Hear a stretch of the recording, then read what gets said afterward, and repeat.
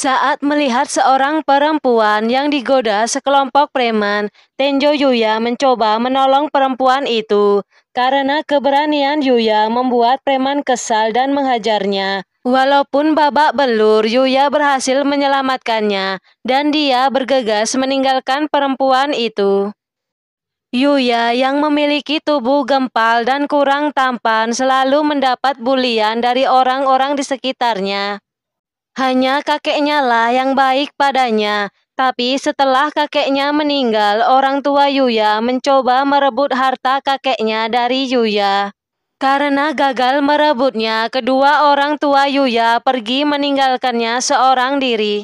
Demi menghidupi dirinya, Yuya melakukan kerja paruh waktu sebagai pengantar koran. Saat acara kelulusan, Yuya memutuskan untuk pergi bekerja, tapi lagi-lagi dia dibully sama teman-temannya. Dan pembulian itu disaksikan sama kedua saudaranya dan teman-temannya yang lain.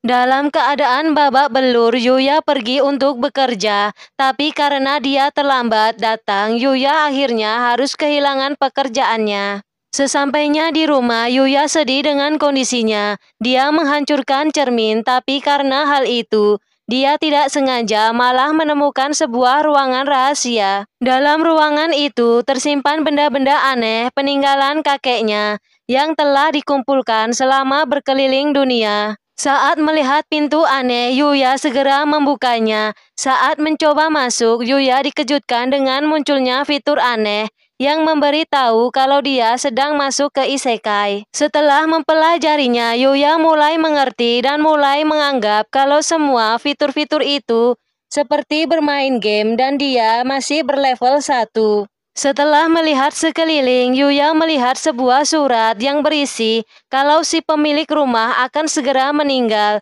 dan saat Yuya menemukan rumahnya, maka secara otomatis Yuya akan mewarisi semua kepemilikan, termasuk barang-barang di dalamnya. Karena kepemilikannya diperbaharui dengan sihir, jadi tidak akan ada yang bisa masuk kecuali si pemilik rumah. Saat Yuya mencoba berbagai senjata di luar rumah, dia dikejutkan dengan kedatangan monster yang mencoba menerobos masuk dan mencoba menyerangnya. Yuya yang memegang senjata langsung melemparkannya ke arah monster itu dan berhasil mengalahkannya. Karena keberhasilannya dengan cepat, Yuya langsung naik ke level 100. Dan Yuya juga mendapatkan beberapa item kuat dari monster yang berhasil dia kalahkan. Hebatnya lagi, dia dapat menjualnya dan mendapatkan uang. Setelah berpetualang malamnya, Yuya merasa tubuhnya aneh dan kesakitan.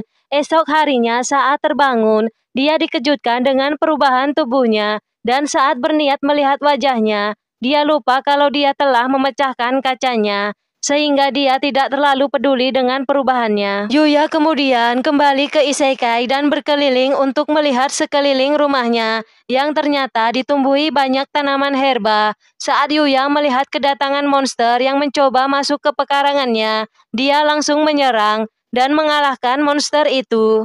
Lagi-lagi, Yuya mendapat beberapa item termasuk kalung langka, dan dia memakainya. Level Yuya juga mulai naik, bahkan dalam kehidupannya sekarang, Yuya mulai mempelajari isekai, dan juga mulai memakan makanan yang ada, dan juga item monster yang didapatkannya. Yuya yang sudah terbiasa hidup di isekai dengan mudah mengalahkan para monster, dan mulai mengumpulkan item-item yang dia dapatkan. Yuya yang sudah berubah menjadi pusat perhatian orang-orang di sekitarnya. Bahkan saat di sekolah, Yuya dikira murid pindahan. Dia kemudian memberitahu kalau dia sebenarnya adalah Yuya, membuat semua orang terkejut, termasuk dua saudaranya. Melihat ekspresi semua orang yang terkejut, Yuya bergegas melihat wajahnya di cermin yang membuat dirinya ikut terkejut.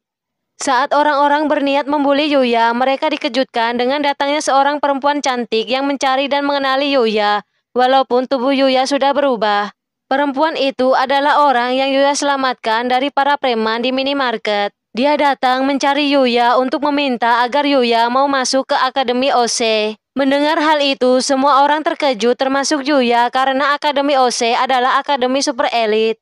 Perempuan itu bernama Kaori Hojo, dia adalah anggota OSIS di Akademi OC dan ayahnya adalah kepala sekolah di sana. Mengetahui anaknya sudah diselamatkan, dia kemudian mengundang Yuya untuk datang ke akademi. Melihat Yuya yang bimbang, Kaori memutuskan mengajak Yuya untuk melihat-lihat akademi terlebih dahulu, yang membuat para perundung kesal. Sesampainya di akademi, dia disambut oleh ayah Kaori sebagai tanda terima kasih telah menyelamatkan Kaori agar Yuya bersedia masuk ke akademi Ose. Ayah Kaori meminta ke Yuya untuk mencoba mengikuti kegiatan belajar lebih dulu. Sebagai pertimbangan, dan Yuya masuk ke kelas Ibu Sawada, di mana Ibu Sawada adalah ilmuwan ternama dan termasuk guru favorit di akademi. Yuya kemudian dikenalkan sebagai murid sementara. Para murid langsung bengong melihat ketampanan Yuya, sedangkan Yuya yang merasa kalau dia tidak diterima tiba-tiba didekati sama murid perempuan dan menawarkan untuk belajar bersama. Saat melihat para murid antusias belajar dengan ceria, membuat Yuya menyadari kalau kelasnya berbeda dengan yang pernah dia lihat. Di saat jam istirahat, para murid antusias mendekati Yuya, di antaranya seseorang yang bernama Rio, dan mengajak Yuya makan di kantin. Tidak hanya itu, Yuya juga berkenalan dengan murid lain yang bernama Shingo. Setelah selesai jam pelajaran, Yuya kembali bertemu dengan ayah Kaori, masih dengan tawaran yang sama karena merasa kalau Yuya pantas untuk masuk akademi. Mendengar hal itu, Yuya kemudian menyetujui tawaran itu. Tidak sengaja, Yuya kemudian bertemu dengan Kaori dan memutuskan untuk berjalan-jalan di pusat perbelanjaan di dekat akademi. Kebersamaan mereka ternyata menjadi pusat perhatian dan menganggap kalau mereka adalah pasangan yang serasi. Setelah menyelesaikan proses kepindahannya, Yuya kembali berlatih di Isekai. Dia berharap dengan banyak memburu monster kuat, membuat levelnya bertambah. Tapi ternyata perkiraan Yuya salah karena levelnya naik dengan lambat. Dia merasa hal itu terjadi karena dia hanya berburu di sekitar rumahnya. Yuya kemudian memutuskan untuk berburu masuk ke dalam hutan. Saat di dalam hutan, dia dikejutkan dengan monster yang menyerang rombongan manusia, di mana ada perempuan yang terluka di sana. Tanpa berpikir panjang, Yuya kemudian menyerang monster itu. Saat ingin menanyakan keadaannya, si perempuan malah pingsan duluan. Bersamaan datang sekelompok prajurit manusia yang datang menyelamatkannya. Esok harinya, Yuya memutuskan untuk membeli baju baru. Saat sampai di pusat perbelanjaan, lagi-lagi Yuya menjadi pusat perhatian yang membuatnya malu. Di sisi lain, di tempat yang sama, sebuah agensi sedang melakukan pemotretan, tapi harus tertunda karena ulah model prianya yang datang terlambat dengan alasan mabuk. Tidak ingin membuat staf dan model perempuan yang bernama Miu kecewa, pemimpin staf meminta kru yang lain mencari pria pengganti yang dijadikan model. Saat sibuk mencari model pengganti, dia tidak sengaja bertemu dengan Yuya. Merasa cocok, dia pun meminta Yuya untuk menjadi model pengganti agar pemotretan bisa dimulai.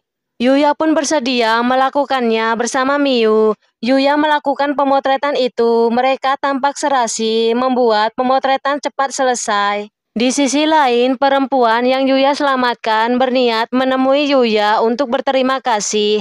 Walaupun awalnya ditentang sama kapten prajuritnya, tapi dia bersikeras pergi dan meminta prajuritnya untuk ikut menemaninya. Kembali ke Yuya, di mana dia merasa kagum dengan kehebatan Miu. Karena Yuya merasa selama hidup dia tidak mengenal fashion sama sekali, sedangkan Miu bisa menginspirasi orang-orang untuk tertarik dengan dunia fashion. Menurut Miu, Yuya bisa menikmati tiap momen dalam hidup sebaik mungkin dan memanfaatkannya sebagai bekal untuk masa depan. Di tengah perbincangan mereka, datang model pria yang asli. Tanpa rasa bersalah, dia pun mulai mengintimidasi Miu. Melihat Miu yang tertekan, Yuya mencoba menghentikannya, tapi dengan sombongnya, si model pria itu malah mencoba menyerang Yuya. Merasa terancam, spontan Yuya langsung membanting pria itu ke lantai, yang membuat semua orang terkejut. Sikap Yuya malah mendapatkan sorakan semua orang yang mendukung tindakannya itu. Pemimpin staf merasa kalau Yuya sangat berbakat, tapi Yuya menolaknya karena dia merasa belum layak untuk melakukan pekerjaan itu. Pemimpin staf kemudian memberi hadiah pakaian khusus yang cocok untuk Yuya dan berharap bisa bertemu lagi dengannya. Di sisi lain, rombongan perempuan yang diselamatkan Yuya mulai memasuki hutan. Perempuan itu bernama Putri Lexia. Bersama para prajurit yang dipimpin sama Owen, mereka masuk ke hutan untuk mencari Yuya. Dalam situasi sulit melawan monster, tiba-tiba datang Yuya menolong mereka. Dengan kekuatannya, Yuya berhasil mengalahkan monster itu satu persatu. Bahkan Yuya memberi ramuannya untuk menolong para prajurit yang terluka. Melihat Yuya bukannya menyampaikan terima kasih, tapi Lexia malah meminta agar Yuya mau menikah dengannya. Mendengar hal itu, semua orang terkejut. Owen yang mendengarnya langsung menceramahi Lexia. Untuk menghentikan perdebatan mereka, Yuya kemudian menawarkan agar mereka mau singgah di rumahnya. Sesampainya di rumah Yuya, mereka mulai memperkenalkan diri, di mana Owen adalah kapten kesatria kerajaan Alseria, sedangkan yang bersamanya adalah Putri Lexia. Dia adalah putri pertama kerajaan Alseria yang mempunyai prioritas kedua dalam ahli waris tahta kerajaan. Yuya kemudian mengenalkan dirinya, merasa nama Yuya asing, mereka mengira kalau Yuya adalah agen rahasia dari negara lain. Yuya menanyakan alasan mereka mencarinya. Lexia kemudian meminta maaf karena belum sempat berterima kasih. Dan lagi-lagi Lexia meminta agar Yuya mau menikah dengannya. Yuya yang mendengarnya langsung menolak tawaran itu. Mereka kemudian memutuskan untuk berteman. Owen kemudian menyampaikan pesan raja, kalau raja ingin bertemu dan berterima kasih dengan Yuya secara langsung, dan meminta agar Yuya mau menghadap ke istana. Yuya bersedia, tapi dia meminta agar mereka menunggu sedikit lebih lama, dan mereka pun menyetujuinya. Di sisi lain terlihat sosok misterius yang meminta maaf karena telah gagal menghabisi Lexia. Padahal mereka sudah digiring ke hutan sarang iblis agung. Pria misterius itu berniat balas dendam dengan menyingkirkan Lexia. Hal itu dia lakukan karena dia tidak pernah melupakan perbuatan Lexia padanya. Yuya sekarang resmi menjadi murid di Akademi OC. Karena belum punya seragam olahraga, Yuya hanya mengamati teman-temannya di pinggir lapangan. Bersamaan, Yuya dihampiri teman perempuan bernama Kaede. Saat mereka berbincang, tidak sengaja sebuah bola meluncur ke arah Kaede. Melihat hal itu dengan cepat, Yuya menghalau bola itu dan malah langsung masuk ke gawang yang membuat semua orang terkejut. Karena ulahnya yang membahayakan, dia segera meminta maaf. Dan dia memperkenalkan diri bernama Akira. Saat giliran kelas kaori olahraga, tiba-tiba datang sekelompok gerombolan berandalan bermotor membuat ulah dan membuat semua murid ketakutan. Teman-teman sekelas Yuya menyadari kalau itu adalah ulah geng Red Ogre yang merupakan geng berandal yang terkenal paling brutal. Yuya mengenali salah satu anggotanya yang bernama Araki, pria yang ngebully dia sewaktu di sekolah lama. Araki bersama kedua saudara Yuya datang membuat ulah untuk mencari Kaori. Mereka datang untuk memuaskan diri dengan menghancurkannya karena telah mengundang Yuya ke Akademi OC. Untuk membalasnya, mereka berniat menculik Kaori. Melihat Kaori dalam bahaya, Yuya menguatkan mentalnya dan memutuskan untuk menolong Kaori dengan melompat dari jendela kelas, padahal saat itu mereka ada di lantai 4. Melihat kedatangan Yuya, Araki bersama gengnya langsung menyerangnya, tapi dengan mudah Yuya menghindari serangan mereka. Melihat Kaori yang akan dibawa, Yuya bergegas mengejarnya, tapi dia dihentikan sama sosok pria besar yang mencoba melawan Yuya. Tapi dengan mudahnya, Yuya langsung melempar pria itu. Melihat anak buahnya kalah, si bos besar menghampiri Yuya dengan motornya. Saat dia menyerang, dengan mudahnya Yuya menghindarinya.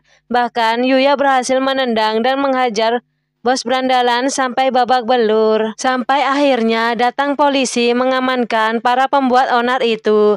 Dengan begitu, Yuya berhasil menyelamatkan Kaori dari para berandalan. Bos Red Ogre marah tidak terima dan mencengkeram leher Yota. Yuya yang melihatnya dengan cepat menyelamatkan adiknya itu.